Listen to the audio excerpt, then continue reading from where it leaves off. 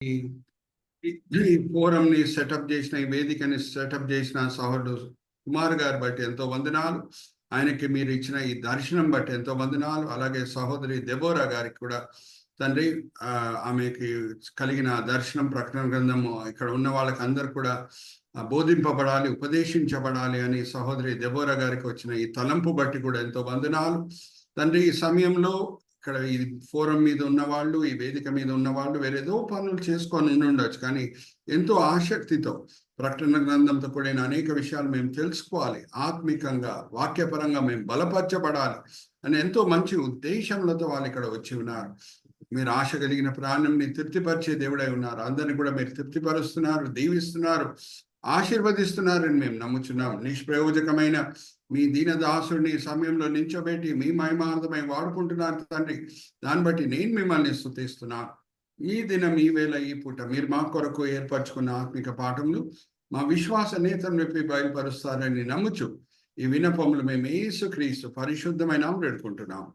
ఆమేన్, ఆమేన్, ఆమేన్. అయితే ఎప్పుడు నేను ఒక రీక్యాప్ చేస్తాను.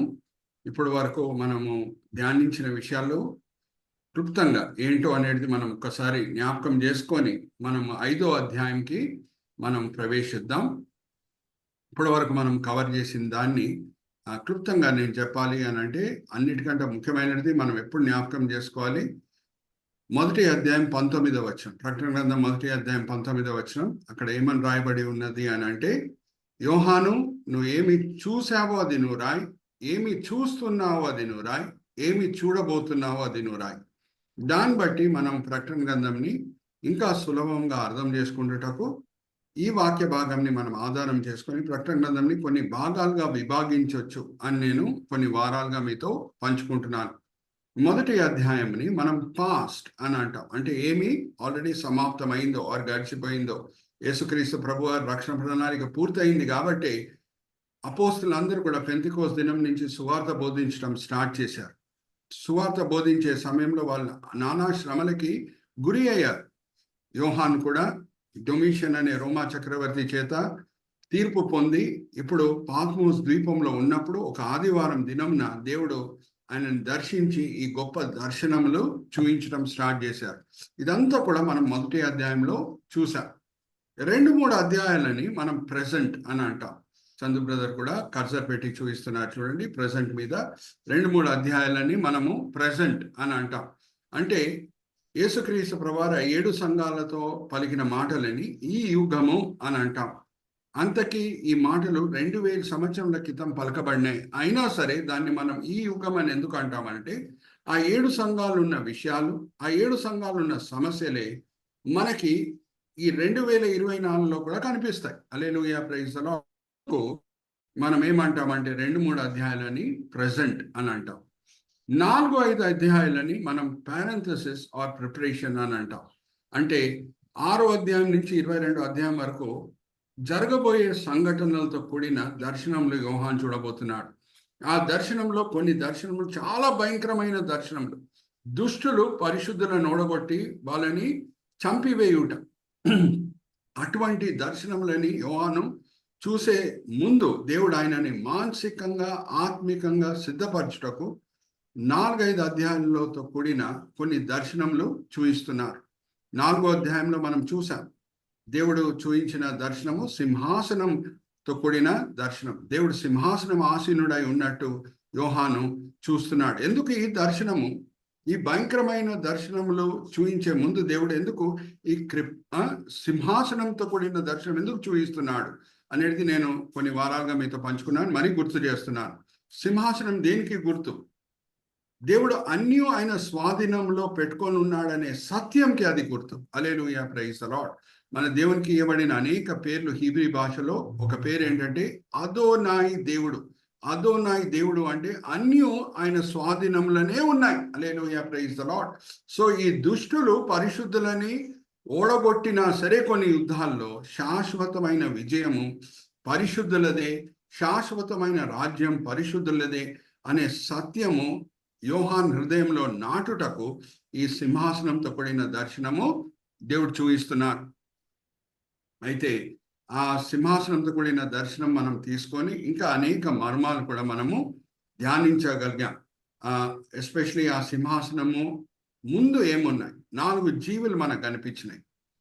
ఒక జీవికి ముఖం ఎలాగుందంటే సింహం ముఖము, ఒకదానికి ఎద్దు ముఖము, మూడో దానికి పక్షిరాజు ముఖము, నాలుగో దానికి మనిషి ముఖం. ఇదంతా కూడా దాంతో కూడిన అనేక మర్మాలు మనము ధ్యానించాము. ఈ దినము 5వ అధ్యాయంకి మనము వస్తున్నాం. ఈ 4-5 అధ్యాయాలను కూడా మనం ధ్యానించుటకు 2 Sలు నేను వాడతాను. ఒకటి సావరినిటీ, ఇంకొకటి సుపీరియారిటీ. మరి చెప్తున్నాను, 4వ అధ్యాయంకి మనం వాడే సబెడింగ్ అంటే సావరినిటీ. సావరినిటీ అంటే అన్యు దేవుని స్వాధీనంలోనే ఉన్నాయి. యోహాన్ దేని బట్టి కూడా కంగారు పడే అవసరము లేదు. Go back brother. ఇక్కడ చూడండి, sovereign and superior. Sovereign and superior కొంచెం ఎన్లార్జ్ చేయండి బ్రదర్. అది మీరు చూపించారు చూడండి, 4-5 అధ్యాయం. ఇక్కడ చూడండి, ఇది నేను ఎన్లార్జ్ చేయండి. సావరిన్ అంటే అన్నీ దేవుని స్వాధీనంలో ఉన్నాయి. సుపీరియర్ 5వ అధ్యాయానికి మనం వస్తే అందరికంటే గొప్పవాడు పరలోకంలో ఎవరున్నారు విషయంలో, అంటే మర్మాలు బయలుపరిచే విషయంలో ఎవరున్నారు అనేది యోహాను వెతుకుతున్నాడు 5వ అధ్యాయానికి మనం వస్తే. సో ఈరోజు మనం 5వ అధ్యాయము ప్రారంభం చేద్దాము. దేవుని చిత్తమైతే దాన్ని ముగిద్దాం. దాని ధ్యానంని కూడా ఈరోజు 1 గంట మనకి ఇవ్వబడుతుంది. దేవుని వాక్యం చుంటితేనే దారి కంట మధురమైనది. అప్పుడప్పుడు నైట్ అంతా కూడా నేను బోధిస్తే మీకు బోరు కొట్టదు, నాకు బోరు కొట్టదు. కానీ మీకు కూడా పనులు ఉన్నాయి, నాకు కూడా పనులు ఉన్నాయి. కాబట్టి 1 గంటలో మనం ముగించటకు ప్రయత్నిద్దాం. సో 4వ అధ్యాయంలో మనం చూసింది సావరినిటీ ఆఫ్ గాడ్, అంటే అన్ని ఆయన స్వాధీనంలో ఉంది. ఇక్కడ సుపీరియారిటీ ఆఫ్ జీసస్. పరమ తండ్రి ఎవరిని ఎన్నుకుంటున్నాడు, రాబోయే దినంలో ఏం జరగబోతుందో అని యోహాన్కి బయలుపరచుటకు ఎవరిని ఎన్నుకున్నాడు. పరలోకంలో అక్కడ 24 పెద్దలున్నారు, 4 జీవులు ఉన్నాయి, ఎన్నో దేవదూతలు ఉన్నారు. కానీ వాళ్ళకి కూడా ఈ ధన్యత ఇవ్వబడలేదు. రాబోయే దినంలో ఏం జరగబోతుందో అనే సత్యములు మర్మములు బయలుపరచుటకు ఆయన కుమారుడైన యేసుని పరమ తండ్రి ఎన్నుకుంటున్నాడు. అయితే ఇప్పుడు మనము ఆ స్లైడ్ కూడా చూద్దాము. 5వ అధ్యాయంతో కూడిన స్లైడ్. యోహాను ఆ 5వ అధ్యాయం ప్రారంభంలో ఒక చుట్టను చూస్తున్నాడు. ఆ చుట్టకి 7 ముద్రలు ఉన్నాయి. Chandu brother, let's look at that slide. ఆ ముద్రలను తీస్తేనే దాన్ని విప్పుటకు వీలవుతుంది. అది విప్పుతేనే దాంట్లో ఏముందో చూచుటకు వీలవుతుంది. అది చూస్తేనే ఏం జరగబోతుందో అనేది అర్థమవుతుంది. One is dependent on the other. ఇక్కడ చూడండి, చందు బ్రదర్ మనకి చక్కగా స్లైడ్ చూపిస్తున్నారు. ఏం చూశాడు యోహాన్? అమ్మా చదువమ్మా, 5వ అధ్యాయం 1వ వచనం. ప్రకటన గ్రంథం 5వ అధ్యాయం 1వ వచనం. ప్రకటన గ్రంథం 5వ అధ్యాయము 1వ వచనం నుంచి. మరియు లోపటను వెలుపటను వ్రాత కలిగిన 7 ముద్రలు గట్టిగా వేసి ఉన్న ఒక గ్రంథము సింహాసనం నందు ఆసీనుడై ఉండువాని కుడి చేత చూచితిని. మరియు ముద్రలు తీసి దాని ముద్రలు తీసి ఆ గ్రంథము విప్పుటకు యోగ్యుడైన వాడెవడని బలిష్ఠుడైన ఒక దేవదూత బిగ్గరగా ప్రవచింపగా చూచితిని. అయితే పరలోకమందు గాని భూమి మీద గాని భూమి క్రింద గాని ఆ గ్రంథము విప్పుటకైనను చూచుటకైనను ఎవనికి శక్తి లేకపోయెను.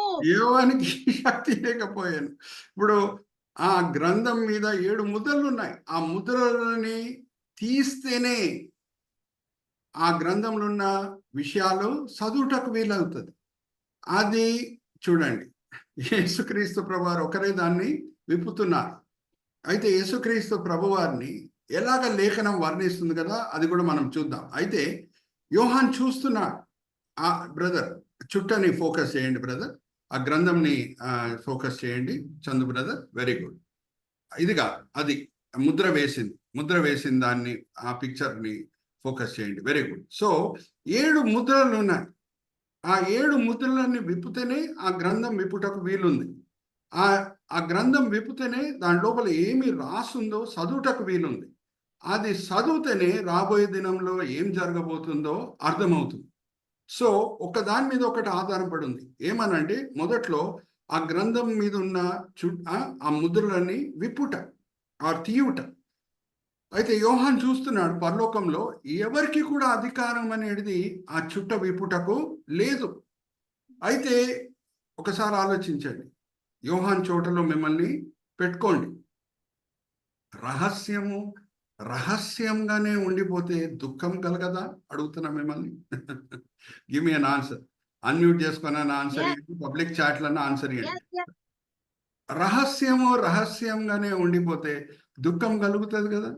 ఎవరు కనిపించట్లేదు యోహానికి.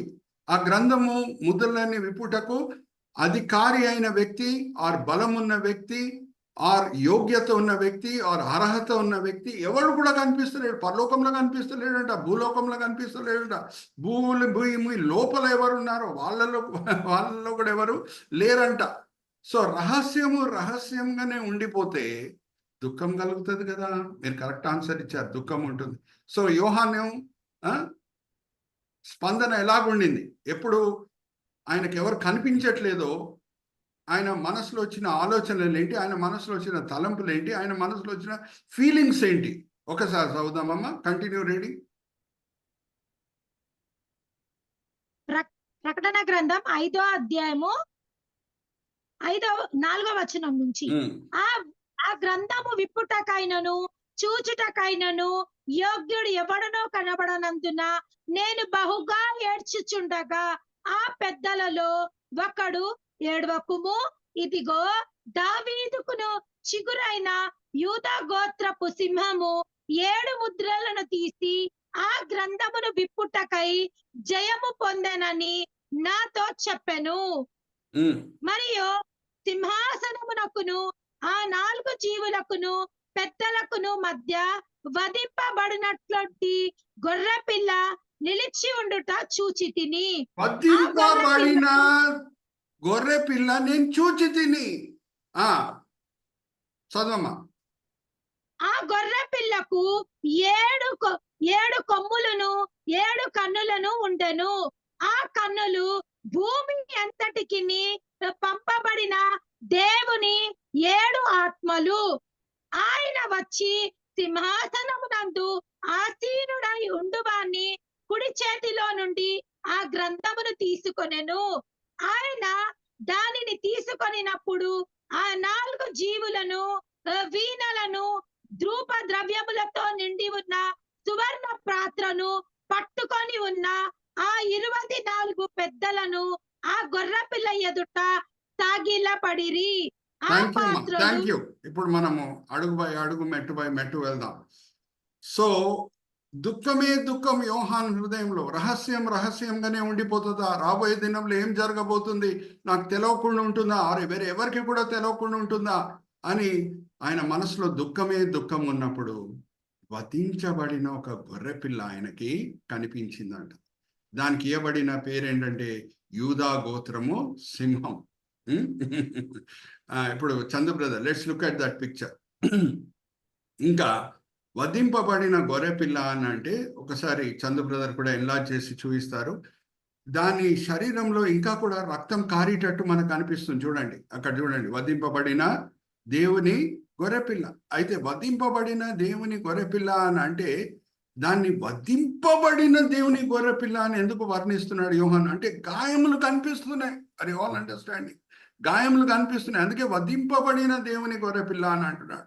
దానికి ఇవ్వబడిన ఇంకొక పేరు ఏంటంటే యూదా గోత్రము సింహం. అందుకే ఆ పిక్చర్ లో మనం వెనకాల వైపు చూస్తే సింహం కూడా మనకి కనిపిస్తున్నది. Chandu brother point cursor at the picture. అయితే అది ఎవరు కాదు, యేసుక్రీస్తు ప్రభువారు. ఆయనకి ఒక్కరికే ఈ గ్రంథం విప్పుటకు, ఆ గ్రంథం మీద ఉన్న ముద్రలను విప్పుటకు అధికారం ఉన్నది, అర్హత ఉన్నది, శక్తి కూడా ఉన్నది. అయితే ఈ వధింపబడిన దేవుని గొర్రెపిల్లని లేఖనం ఇంకా ఎలాగా వర్ణిస్తుంది అని అంటే 7 కొమ్ములు ఉన్నాయి.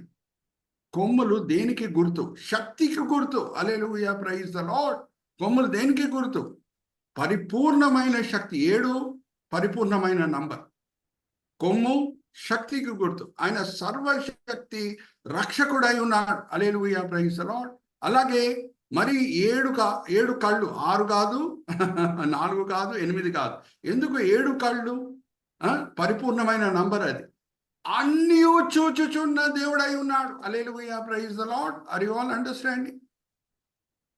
సర్వశక్తి దేవుడు అన్నీ చూచుచున్న దేవుడై ఉన్నాడు. అందుకే పౌలు భక్తుడు ఏమంటున్నాడు రక్షకుడైన యేసు గురించి, దేవుని గురించి ఒకసారి మనం చూద్దామా? హీబ్రీయులకు రాసిన పత్రిక 4వ అధ్యాయం 13వ వచనం చదవమా? అన్నీ చూచుచున్న దేవుడు. హెబ్రీయులకు రాసిన పత్రిక 4వ అధ్యాయము 13వ వచనము. మరియు ఆయన దృష్టికి కనబడని సృష్టమును ఏదియూ లేదు, మనము ఎవరికి లెక్క అప్పచెప్పవలసి ఉన్నదో ఆ దేవుని కన్నులకును సమస్తము మరుగులేక తేటగా ఉన్నది. హల్లెలూయా, ప్రైజ్ ది లార్డ్. 7 కళ్ళున్న బంధింపబడిన దేవుని గొర్రెపిల్ల ఎదియు ఎవరైనా దాచిపెట్టడానికి, దేన్నన్నా దాచిపెట్టడానికి ప్రయత్నించినా సరే ఆయన కను దృష్టి నుంచి తప్పించుకోవడానికి వీలు లేదు. ఎవరైనా ఏమైనా ట్రై చేయండి దాచిపెట్టడానికి, ఆయన కను దృష్టి నుంచి తప్పించుకోవడానికి వీలు లేదు. ఎందుకంటే ఆయన అన్నీ చూచుచున్న దేవుడు. ఇప్పుడు ఇద్దరు గురించి నేను ఒక మాట చెప్తాను, వాళ్ళ పేర్లు మీరు చెప్పాలి. పేతురు దగ్గర వాళ్ళ ఆస్తి ఎంతకు అమ్మారో వాళ్ళు దాచిపెట్టారు. ఆ రహస్యం చెప్పట్లేదు, ఎందుకంటే కొంచెం సొమ్ము వాళ్ళ దగ్గర పెట్టుకొని ఇంతకే అమ్మామండి మా ఆస్తి, మీకు అప్పచెప్తున్నాము, మీ మధ్యనున్న పేదలకి మీరు పంచిపెట్టేయండి అని ఇద్దరు భార్యాభర్తలు వచ్చారు. ఎవరు? Very good, right answer.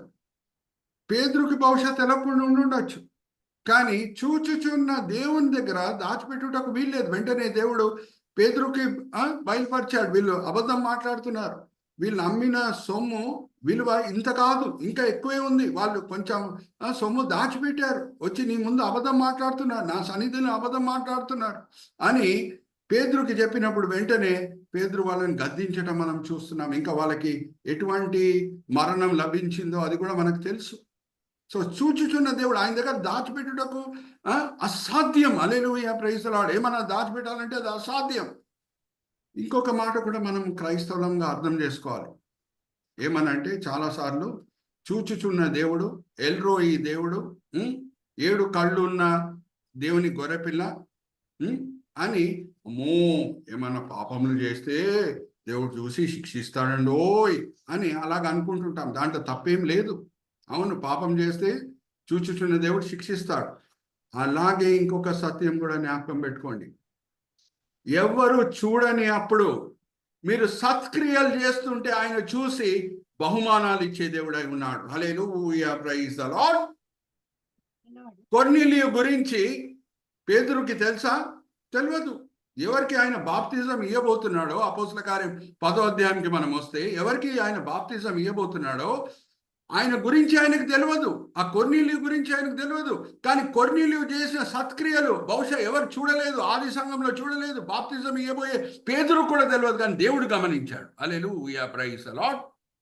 ఉందా లేఖనంలో? అలాగే చూద్దాం, తీయండమ్మా. అపోస్తల కార్యం 10వ అధ్యాయం 3-4 వచనాలు చదవండి. అపోస్తల కార్యం 10వ అధ్యాయం 3-4 వచనాలు బైబిల్స్ అండర్లైన్.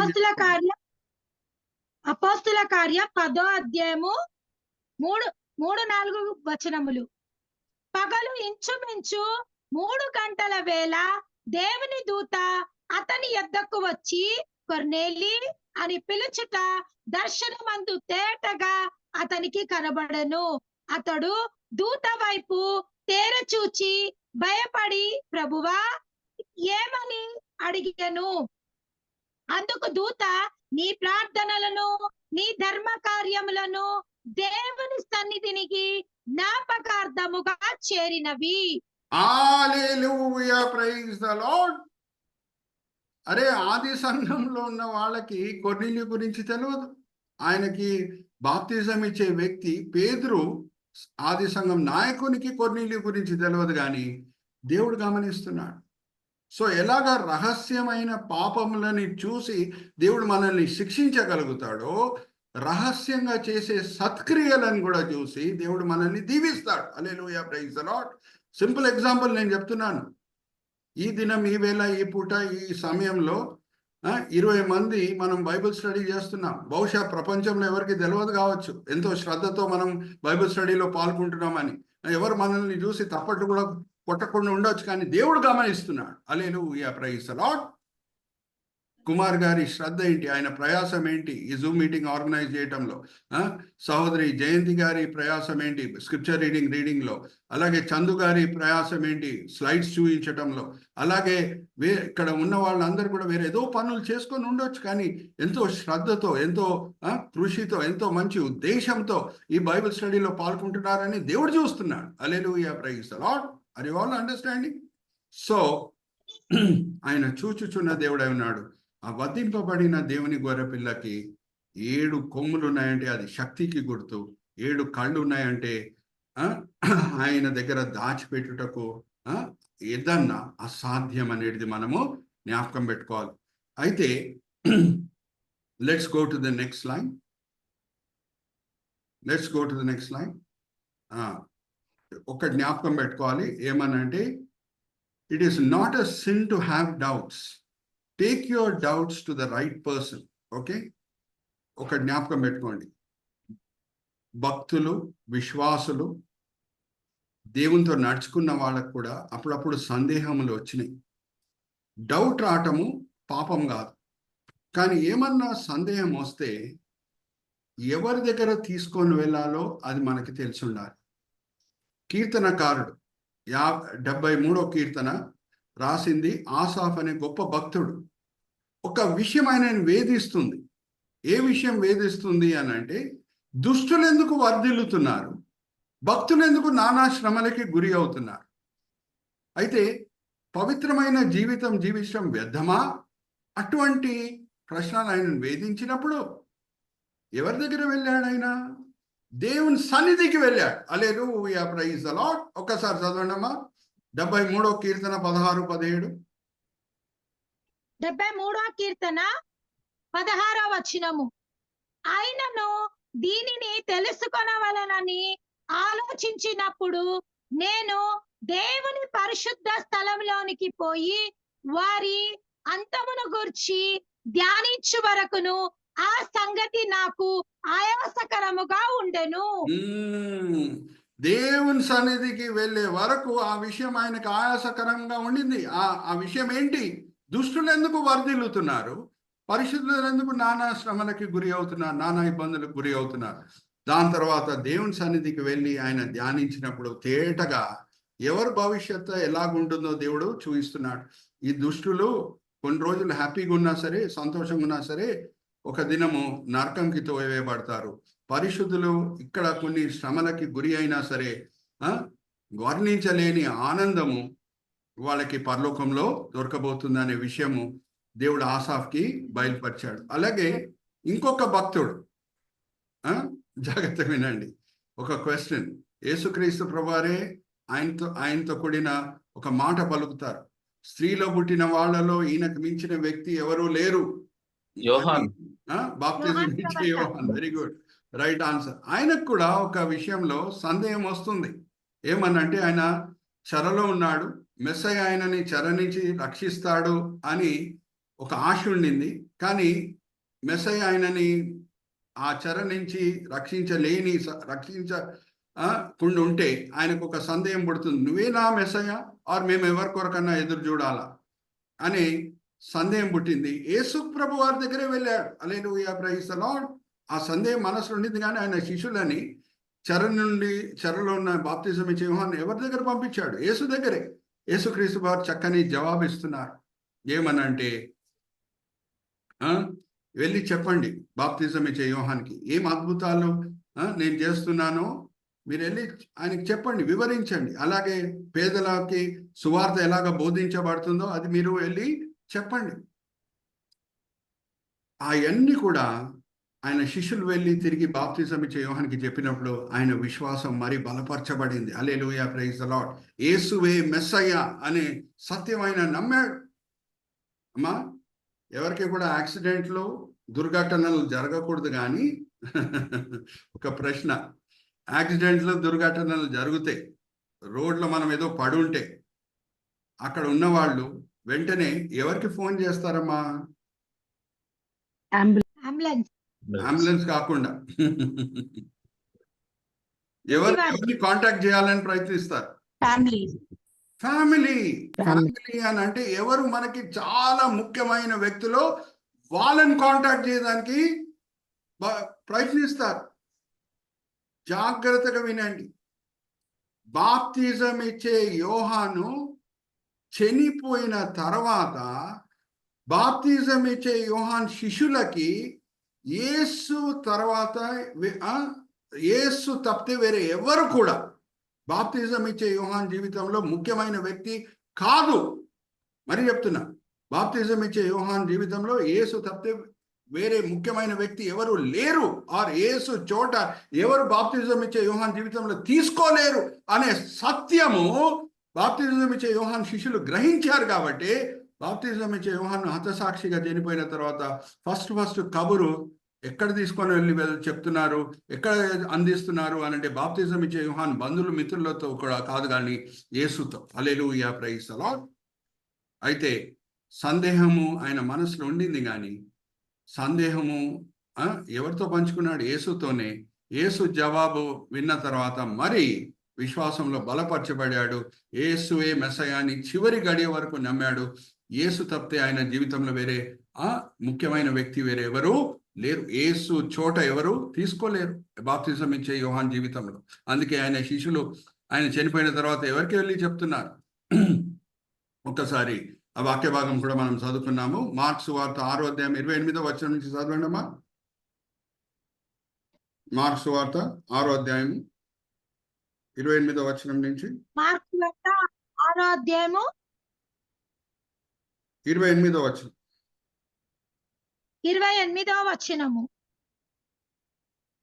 పళ్ళెంలో అతని తల పెట్టి తెచ్చి ఆ చిన్నదానికి ఇచ్చెను. ఆ చిన్నది తన తల్లికి ఇచ్చెను. యోహాను శిష్యులు ఈ సంగతి విని వచ్చి శవమును ఎత్తుకొని పోయి సమాధిలో ఉంచిరి. అంతటా అపోస్తులు యేసు నొద్దకు కూడి వచ్చి తాము చేసినవన్నీయు బోధించినవన్నీయు ఆయనకు తెలియజేసి, అప్పుడు ఆయన మీరు ఏకాంతముగా అరణ్య ప్రదేశమునకు వచ్చి కొంచెము సేపు అలసట తీర్చుకొనుడని చెప్పెను.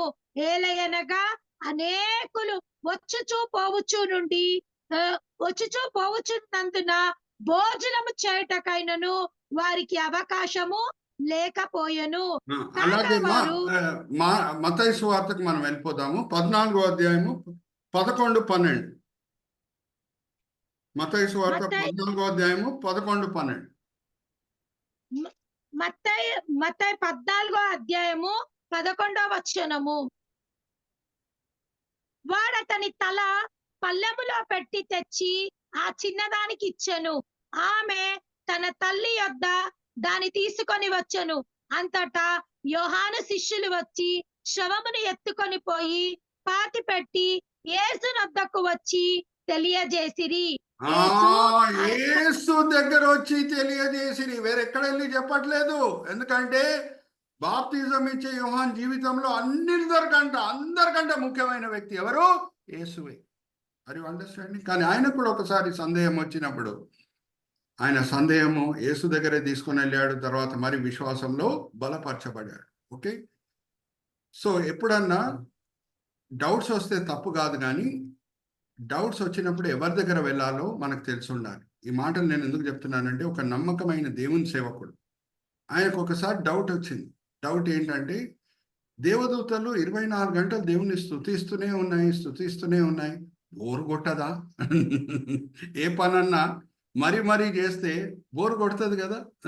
ఎవరికన్నా మరి అదే పని చేస్తే బోరు కొడుతుంది. సో ఆయన మనసులో ఈ సందేహం వచ్చింది, కానీ ఆయన ఎవరి దగ్గర వెళ్ళలేదు, దేవుని దగ్గరే వెళ్ళాడు. ప్రభా, ఇది నా సందేహం, నువ్వు దాన్ని దూరం చేయి అని యథార్థంగా దేవుని దగ్గర వెళ్ళి కోరుకున్నాడు. దేవునికి ఏం కోపం రాలేదు. హల్లెలూయా, ప్రైజ్ ది లార్డ్. జ్ఞాపకం పెట్టుకోండి, సందేహం రావటం పాపం కాదు, కానీ సందేహం వచ్చినప్పుడు ఎవరి దగ్గర వెళ్ళాలో అది మనకి తెలిసి ఉండాలి. ఆసాఫ్ ఎక్కడ వెళ్ళాడు? దేవుని దగ్గరే వెళ్ళాడు. బాప్తిజం ఇచ్చే యోహాను ఎక్కడ వెళ్ళాడు? యేసు దగ్గరే వెళ్ళాడు. సో ఈ సేవకుడు దేవుని దగ్గరే వెళ్ళాడు. అయితే దేవునికి ఏం కోపం రాలేదు. ఆయన తీసుకొని వెళ్ళి ఆయన గార్డెన్లో నించోబెట్టారు దేవుడు. చుట్టుపక్కల చెట్లను చూయించి బాబు ఈ చెట్లన్నీ కూడా జీవ ప్రాణులై ఎలాగున్నాయి, ఎలాగ బతుకుతున్నాయి, నీకు అన్ని కూడా తెలుసా అని అడిగారు. ప్రభా నేను బాటనిస్ట్ని కాదు, చెట్లు ఎలాగ బతుకుతాయో నాకు తెలియదు అని యథార్థంగా ఒప్పుకున్నాడు.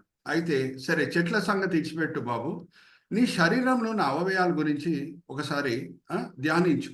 ఈ అవయవాలు అన్ని కలిసి మిలిసి పనిచేస్తున్నాయి కాబట్టి చక్కగా నువ్వు జీవ ప్రాణి అయి ఉన్నావు. అవి ఎలాగ పనిచేస్తున్నాయి నీకు తెలుసా అని అడిగారు. ప్రభా నేను డాక్టర్ని కాదు ప్రభా, కొన్ని రహస్యాలు శరీరం గురించి ప్రతి సంవత్సరం ఏదో ఒక డాక్టర్ కనుక్కుంటాడు, అందుకే ఆయనకి నోబెల్ ప్రైజ్ కూడా ఇస్తారు ప్రభా, నాకైతే అన్ని విషయాలు తెలియదు అని యథార్థంగా ఒప్పుకున్నాడు ఆయన. జాగ్రత్తగా వినండి. అయితే అప్పుడు దేవుడు ఇచ్చిన జవాబు ఏంటంటే ఆ సేవకునికి, బాబు చెట్ల గురించి నీకు అన్నీ తెలియదు, నీ శరీరం గురించి అన్నీ నీకు తెలియదు. నా విశాలమైన సృష్టిలో అనేక రహస్యాల్ని నేను దాచిపెట్టి ఉన్నాను. ప్రతి దినం నేను ఒక్క రహస్యం దేవదూతలకి బయలుపరుస్తాను. ఆశ్చర్యపడి ఉత్సాహంతో హల్లెలూయా ప్రైజ్ ద లార్డ్ అని దాన్ని సూచిస్తాయి. Hallelujah praise the lord. దేవుడు దేవదూతల్లో మానవుల్లో ఒక సెన్స్ ఆఫ్ డిస్కవరీ అనేది పెట్టారు. ఏం పెట్టారు? Sense of discovery. ఏదన్నా కొత్తది కనుక్కున్నప్పుడు ఒక ఉత్సాహం కలుగుతుంది. ఓకే, ఇప్పుడు మనము నెక్స్ట్ స్లైడ్కి వెళ్దాము. ఒక సైంటిస్ట్ బాత్ టబ్లో మనకు కనిపిస్తాడు. మీరు అందరు కూడా స్కూల్ డేస్లో ఆర్కిమిడిస్ ప్రిన్సిపల్ గురించి చదువుకొని ఉండొచ్చు. Archimedes principle of weightlessness of objects in water. ఒక 10 కేజీల బరువు ఒక బకెట్ నీళ్ల లోపల పెట్టి చూడండి, అంత బరువుగా మీకు అనిపించదు. అదే మామూలుగా చేతిలో పట్టుకోండి 10 కేజీల బరువు లెక్కనే అనిపిస్తుంది. కానీ బకెట్ ఫుల్ ఆఫ్ వాటర్ లోపల 10 కేజీల వస్తువుని మీరు పెట్టండి, అది బరువుగా అనిపించదు. ఎవరు కనుక్కున్నారు ఆ ప్రిన్సిపల్ని? ఆర్కిమిడిస్ అనే సైంటిస్ట్ కనుక్కున్నాడు. అది కూడా ఆయన స్నానం చేసే టైంలో బాత్ టబ్లో ఉన్న సమయంలో ఆయన కనుక్కున్నాడు. అప్పుడు ఆ రహస్యమైన అర్థం చేసుకున్నప్పుడు ఉత్సాహంతో ఆయన పలికిన మాట గ్రీక్ భాషలో యురేకా అంటే నేను కొత్తది కనుక్కున్నాను. ఇంకా ఆయనకు తెలియదు, ఆ సమయంలో బట్టలు కూడా వేసుకోలేదని ఆయనకు కూడా తెలియదు. రాజభవనం వైపు పరిగెత్తడం స్టార్ట్ చేశాడు. రాజుతో కూడా ఈ రహస్యం నేను పంచుకోవాలి, apparent weightlessness of objects in water, కొత్త సత్యం నేను కనుక్కున్నాను, కొత్త రహస్యం నేను కనుక్కున్నానని దిగంబరిగా పాపము రాజభవనం వైపు పరిగెత్తడం స్టార్ట్ చేశాడు. That sense of discovery is there in the entire creation. Hallelujah, praise the Lord. ఇప్పుడు వరకు రహస్యంగానే ఉండిపోతుంది అని అందరిలో, యోహాన్లనే కాదు అందరిలో దుఃఖం ఉండింది.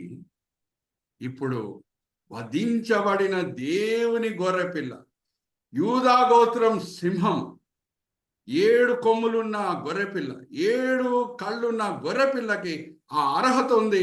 అది ఆ చుట్టను విప్పబోతుంది, ఆ గ్రంథం విప్పబోతుంది, రహస్యాలను బయలుపరచబోతుంది అనగానే సంతోషం కలుగుతుందా? ఉత్సాహం కలుగుతుందా? ప్రపంచంలో సృష్టిలో అడుగుతున్నామేమని కలుగుతుంది కదా. అయితే let's go to the next slide. 5వ అధ్యాయంలో చూద్దాం. సృష్టి అంతా కూడా దేవుణ్ణి స్తుతించడం స్టార్ట్ చేస్తుంది. ఇక్కడ చూడండి, 5వ అధ్యాయం 13వ వచనంకి వచ్చేమా. ప్రకటన గ్రంథం 5వ అధ్యాయం ప్రపంచం ఫుల్ సృష్టి, భూమి పైన భూమి కింద దేవదూతలు, 24 పెద్దలు, 4 జీవులు అందరూ కూడా, ఎందుకంటే రహస్యంగా ఉండిపోతలేదు, రహస్యంగానే ఉండట్లేదు. ఆ దేవుని గొర్రెపిల్ల, వధించబడిన దేవుని గొర్రెపిల్ల చేత రహస్యాలు మాకు బయలుపరచబడబోతున్నాయని సత్యం వాళ్ళు గ్రహించినప్పుడు ఎలాగా స్పందిస్తున్నారో మనం చూద్దాం. 5వ అధ్యాయం 13వ వచనం. ప్రకటన గ్రంథం 5వ అధ్యాయము 13వ వచనం. అంతటా పరలోకమందును భూలోకమందును భూమి క్రిందను సముద్రంలోను ఉన్న ప్రతి సృష్టమును అనగా వాటిలో ఉన్న సర్వమును సింహాసనాసీనుడై ఉన్న వానికిని గొర్రెపిల్లకును స్తోత్రములను ఘనతయు మహిమయు ప్రభావములను యుగ యుగములకు కలుగును గాక అని చెప్పుట వింటిని. Hallelujah praise the Lord. ముందు దుఃఖం ఉండింది, ఇప్పుడు సంతోషంతో కూడిన స్తుతి మనకు కనిపిస్తుంది. ఎందుకంటే రహస్యంగా ఉండిపోవట్లేదు. సృష్టి అంతా కూడా దేవుణ్ణి స్తుతిస్తుంది. అందుకే కీర్తనకారుడు ఏమంటున్నాడు? 150వ కీర్తన చివరి గ్రంథము చివరి వచనం మనం చదువుదామమ్మా. 6వ వచనం. కీర్తనలు 150వ అధ్యాయము 6వ వచనం. చివరి వచనం. సకల ప్రాణులు యెహోవాని స్తుతించుదురు గాక. యెహోవాని స్తుతించుడి. హల్లెలూయా, ప్రైజ్ ది లార్డ్. అయితే ఒక సేవకుని సాక్ష్యం నేను విన్నాను. ఆయన అమెరికా దేశంకి పిలువబడ్డాడు వాక్య పరిచర్య చేయటకు. అంటే అది చాలా గొప్ప ఆయన అనుభవం ఆయన పంచుకున్నాడు. అందుకు నేను ఈ విషయము ఈ సందర్భంలో పంచుకుంటున్నాను. అంటే జీవ ప్రాణము కలిగి ఉన్న ప్రతి సృష్టి దేవుణ్ణి స్తుతించిందనే మన మాట చూసాం కదా, చదువుకున్నాం కాబట్టి నేను ఆ సాక్ష్యం నేనేం విన్నానో అది మీతో పంచుకుంటున్నాను. ఆ సేవకుడు అమెరికా దేశంకి పిలువబడ్డాడు వాక్య పరిచర్య చేయటకు. చక్కగా ఎవరు పిలిచారో ఆయన కొరకు అన్ని ఏర్పాట్లు చేశారు, హోటల్ బుకింగ్ చేశారు. ఆయన ఉండే గది కూడా 4వ ఫ్లోర్లో ఉండిందన్నమాట. అయితే ఆయనకి తెలియదు, ఆ హోటల్ మేనేజ్మెంట్ కూడా తెలియదు. మీకు అందరికీ తెలుసు, హోటల్ రూమ్కి ఆనుకొని బాల్కనీ కూడా ఉంటుంది.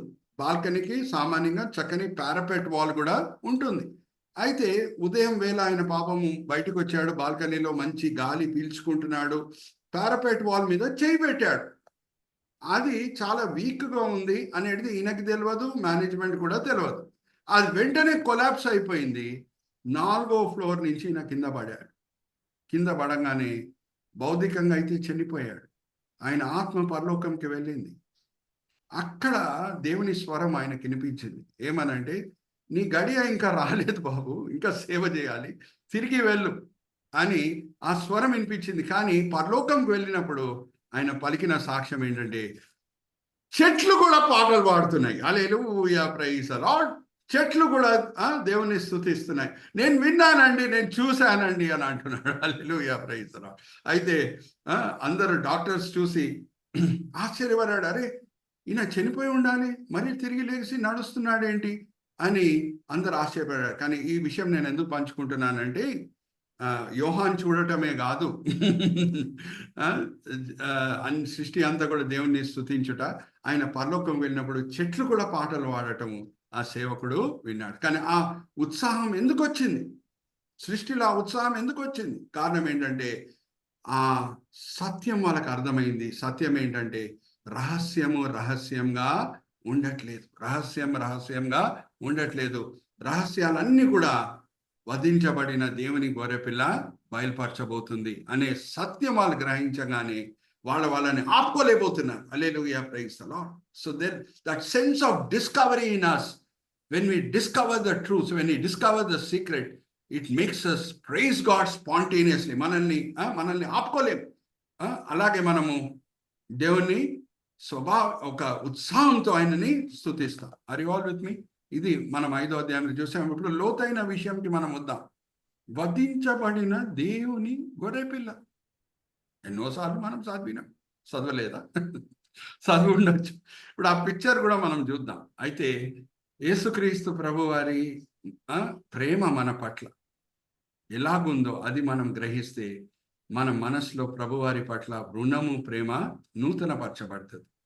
ఇప్పుడు నేను ఆ స్లైడ్ మరి మీకు చూపిస్తున్నాను. Let's go back to the previous slide brother. Let's go back to the previous slide. వధించబడిన దేవుని గొర్రెపిల్ల. ఓకే, అయితే వధించబడిన దేవుని గొర్రెపిల్ల అని అంటే ఆ గాయములు ఇంకా కనిపిస్తున్నాయి.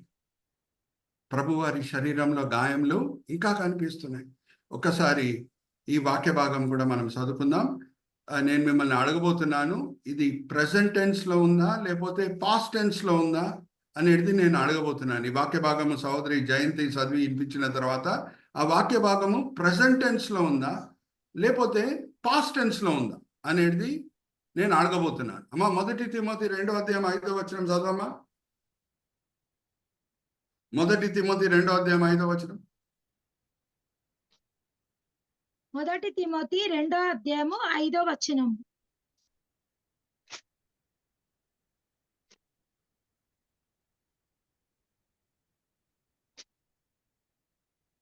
1 తిమోతి 2:5 దేవుడు ఒక్కడే, దేవునికి నరునికి మధ్యవర్తియు ఒక్కడే, ఆయన క్రీస్తు యేసును నరుడు. ఈయన అందరి కొరకు విమోచన క్రయధనముగా తన్ను తాను సమర్పించుకొనెను. దీనిని గురించి సాక్ష్యమును యుక్త కాలము యందు ఇయ్యబడెను. యేసుక్రీస్తు ప్రభువారు అనే నరుడు. అవునా? చదివామా? ఇంకొకసారి చదవమా? యేసుక్రీస్తు అనే నరుడు. చదవమా ఇంకొకసారి. దేవుడు ఒక్కడే, దేవునికి నరునుకును మధ్యవర్తి ఒక్కడే, ఆయన క్రీస్తేసను నరుడు. ప్రెసెంట్ టెన్స్ లో ఉందా, పాస్ట్ టెన్స్ లో ఉందా అడుగుతున్నా? Present tense. Right answer. క్రీస్తు యేసు అనే నరుడు.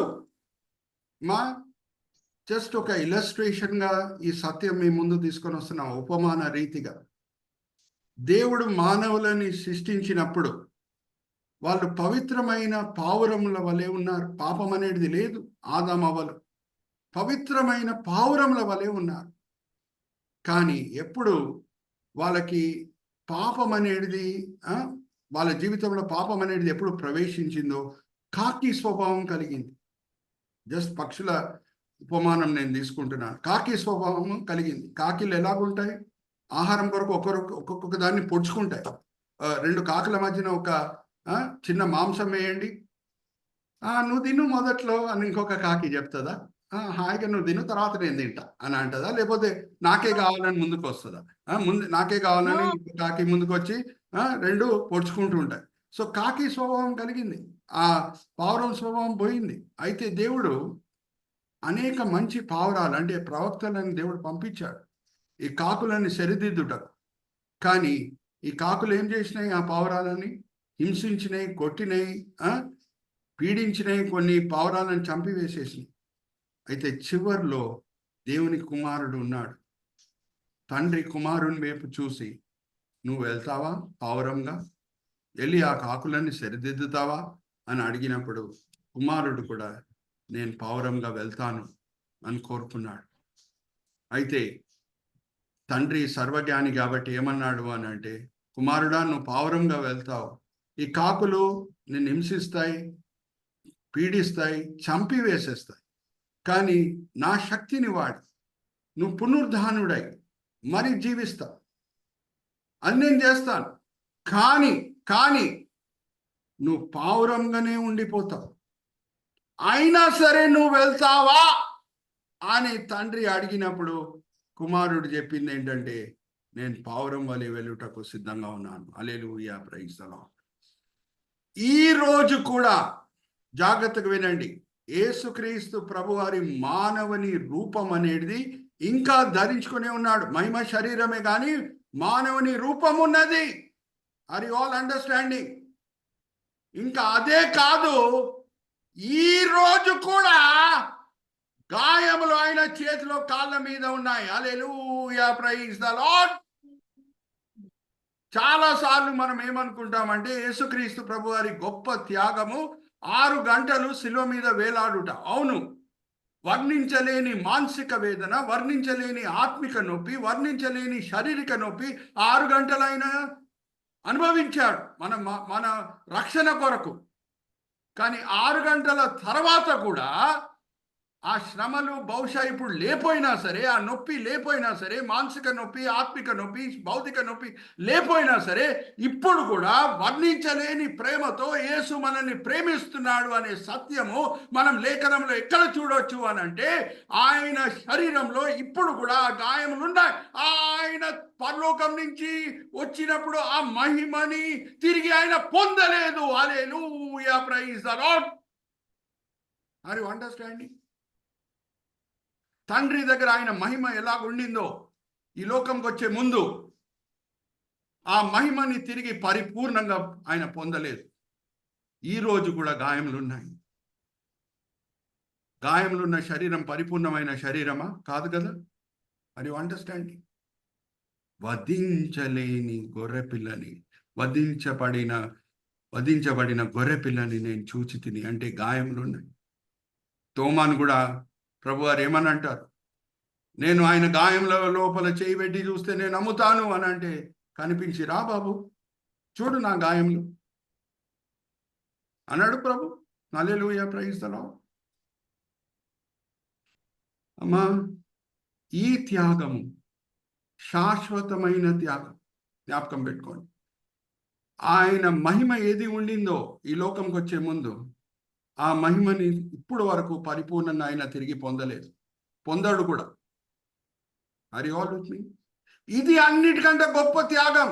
6 గంటలు సిలువ మీద వేలాడటం కంటే గొప్ప త్యాగం ఇది. Hallelujah, praise the Lord. Are you all understanding?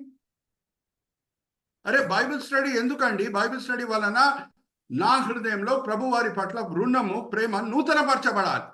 ఎప్పుడు నా ప్రేమ, రుణం నూతనపరచబడుతుందో ఆయన కొరకు సమర్పణ కూడా నూతనపరచబడుతుంది. నా సమర్పణ ఎప్పుడు నూతనపరచబడుతుందో నా విధేయత నూతనపరచబడుతుంది. నా విధేయత ఎప్పుడు కష్టమైన పరిస్థితుల్లో కూడా నూతనపరచబడుతుందో అప్పుడు నా సాక్ష్యం గొప్పగా ఉంటుంది. నా సాక్ష్యం గొప్పగా ఉంటే అనేకులు ప్రభు వైపు ఆకర్షింపబడతారు. Hallelujah, praise the lord.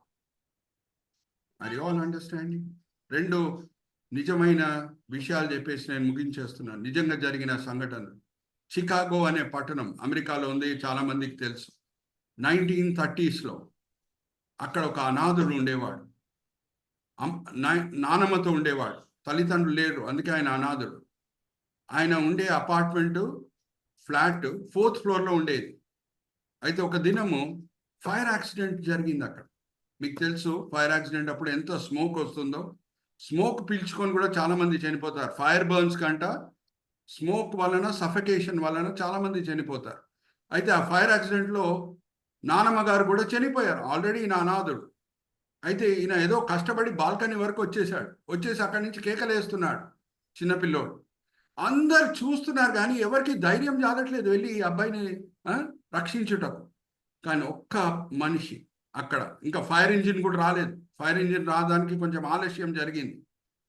ఈయన ఒక్కడే ఆయన కోటు, ఆయన హ్యాండ్ కర్చీఫ్, వేరే వస్తువులన్నీ కూడా వాడి అక్కడ వాటర్ పైప్స్, డ్రైనేజ్ పైప్స్ ఉంటాయి కదా అపార్ట్మెంట్స్లో, సైడ్లో ఉంటాయి కదా, దాన్ని పట్టుకొని 4th ఫ్లోర్ వరకు ఎక్కాడు. ఈయన బట్టలు వాడి, హ్యాండ్ కర్చీఫ్స్, ఆయన కోటు, ఆయన షర్ట్ అదంతా కూడా వాడి ఎక్కాడు. చేతులన్నీ కాలిపోయినాయి. 4వ ఫ్లోర్కి వెళ్ళి అబ్బాయిని భుజం మీద వేసుకొని దిగి వచ్చి రక్షించాడు. అయితే ఈ అబ్బాయి ఆల్రెడీ అనాథుడు.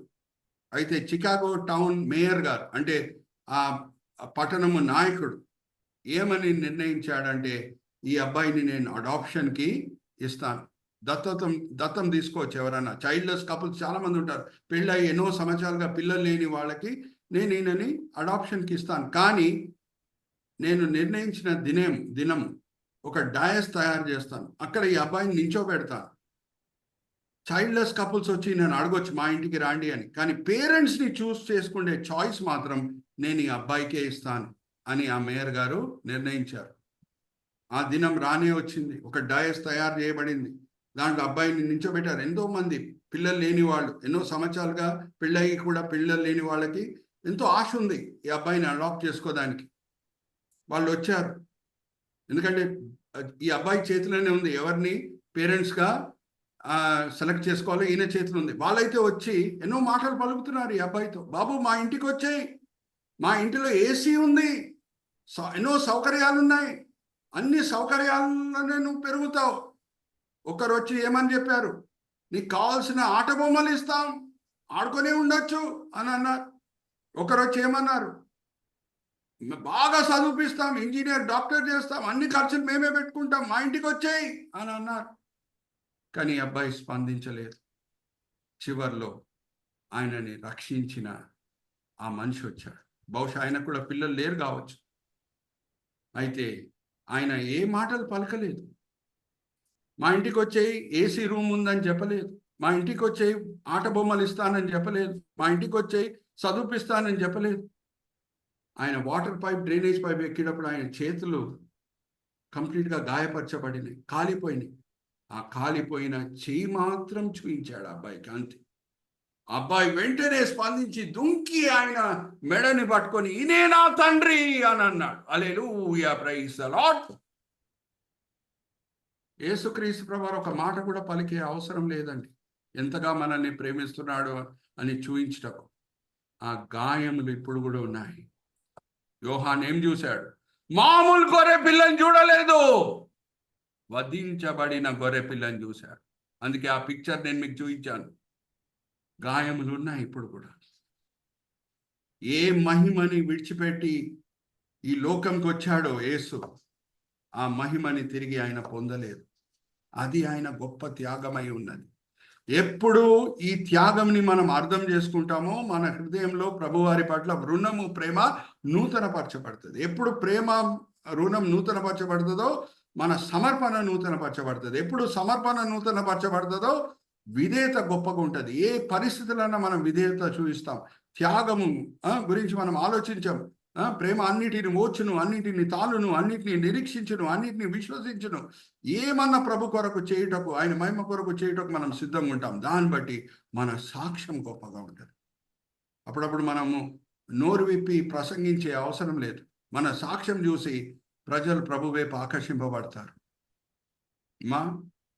పౌలు, శీల కొరడా దెబ్బలు తిని, సంఖ్యలతో బంధింపబడి, చెరలో వేయబడి స్తుతి పాటలే పాడుతున్నారు. ఏమన్నా సువార్త బోధించారా? లేదు. కానీ అక్కడ జైలు అధికారి ఎలాగ స్పందిస్తున్నాడు? ప్రభువారి పట్ల వీళ్ళ గొప్ప సాక్ష్యంని చూసి, ప్రభువారి పట్ల వీళ్ళ గొప్ప సమర్పణను చూసి, ప్రభువారి పట్ల వీళ్ళ మనసులో ఉన్న గొప్ప ప్రేమను చూసి సాగిలపడి వాళ్ళ పాదం దగ్గర రక్షణ పొందుటకు నేను ఏం చేయాలని అడుగుతున్నాడు. హల్లెలూయా, ప్రైజ్ ది లార్డ్. ఏమన్నా బోధ చేసినట్టుందా అక్కడ? అడుగుతున్నాం మిమ్మల్ని. పౌలు, శీల ఏమన్నా సువార్త బోధించిండ్రా? లేదు కదా. ఏమన్నా సాక్ష్యమన్నా పలికిండ్రా? లేదు. వాళ్ళ సమర్పణను చూస్తున్నాడు ఆ జైలు అధికారి, వాళ్ళ త్యాగంని చూస్తున్నాడు, వాళ్ళ ప్రేమ ప్రభువారి పట్ల ఎంత గొప్పదో చూస్తున్నాడు. అరే వీళ్ళ దేవుడు చాలా గొప్ప దేవుడు అండి, అందుకే వీళ్ళు ఇంత త్యాగం చేయగలుగుతున్నారు ఆయన కొరకు అని సాగిలపడి రక్షణ పొందుటకు నేనేం చేయాలని అడుగుతున్నాడు. సెయింట్ అగస్టిన్ అనే గొప్ప దేవుని సేవకుడు ఏమన్నాడు తెలుసా? ఈ మాట చెప్పి నేను ముగిస్తున్నాను. Jesus is most glorified when people observe his value in our lives, and his value should be more than all that life can give or death can take away అని అన్నాడు. తెలుగులో చెప్తున్నారు.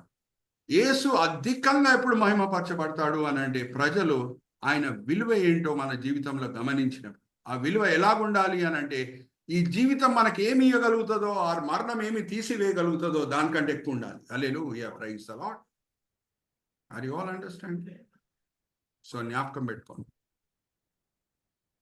మన హృదయంలో ప్రభువారి పట్ల ప్రేమ ఎలాగుంది, ఆయన త్యాగంని మనం ధ్యానిస్తుండగా మన రుణము, ప్రేమ నూతనపరచబడుతుందా? ఈ దినం కూడా ఆ గాయములు అలాగే ఉన్నాయి. Are you all with me? ఇక్కడ నేను ముగిస్తున్నాను. వచ్చే వారం మనం 6వ అధ్యాయానికి మనం వెళ్దాము. ఓకే, చిన్న ప్రార్థన చేసి నేను ఫ్లోర్ కుమార్ గారికి అప్పచెప్తాను. తండ్రి, ఈ సమయం బట్టి ఎంతో వందనాలు, ఈ వేదిక బట్టి ఎంతో వందనాలు. ఎంతో కృషితో తండ్రి సహోదరుడు కుమార్ గారు ఈ వేదికని స్థాపించడమే కాదు, ఎంతో కృషితో, ఎంతో ప్రయాసంతో దాన్ని ముందుకు తీసుకొని వెళ్తున్నారు. దాన్ని బట్టి సార్వత్రిక సంఘము మేలు పొందుతుంది, ఆశీర్వదించబడుతుంది. తండ్రి, ఆదివారం కొన్ని కారణాలు బట్టి నేను బైబిల్ స్టడీ కండక్ట్ చేయలేకపోయాను, నేను జూమ్ మీటింగ్లో పాల్గొలేకపోయాను. కానీ తండ్రి, నేను సహోదరుడితో మాట్లాడినప్పుడు వెనస్డే పెట్టుకుందామా అంటే వెంటనే సహోదరుడు సిద్ధపడి వేరే వాళ్ళందరినీ కూడా సిద్ధపరిచారు. బ్రదర్ కుమార్ గారిని దీవించండి, ఆశీర్వదించండి. ఈ వేదిక మీద వచ్చిన ప్రతి వ్యక్తిని దీవించండి, ఆశీర్వదించండి. వాళ్ళు ఈ సమయంలో వేరేదో పనులు చేసుకొని ఉండొచ్చు, కానీ తండ్రి మీ మీద ఉన్న ప్రేమ బట్టి మిమ్మల్ని ఆరాధించుటకు, వాక్యపరంగా ఆత్మీకంగా బలపరచబడుటకు ఎంతో మంచి ఉద్దేశంలతో వాళ్ళు వచ్చి ఉన్నారు. తండ్రి, మీరు ఆశ కలిగిన ప్రాణంని తృప్తిపరిచే దేవుడై ఉన్నారు. అందరిని కూడా మీరు తృప్తిపరచున్నారు, దీవించున్నారు, ఆశీర్వదించున్నారు అని మేము నమ్ముచున్నాం. నిష్ప్రయోజకమైన మీ దీనదాసుడిని నిల్చోబెట్టి మీ మహిమార్థమై వాడుకున్నారు తండ్రి. దాన్ని బట్టి నేను మిమ్మల్ని స్తుతిస్తున్నాను.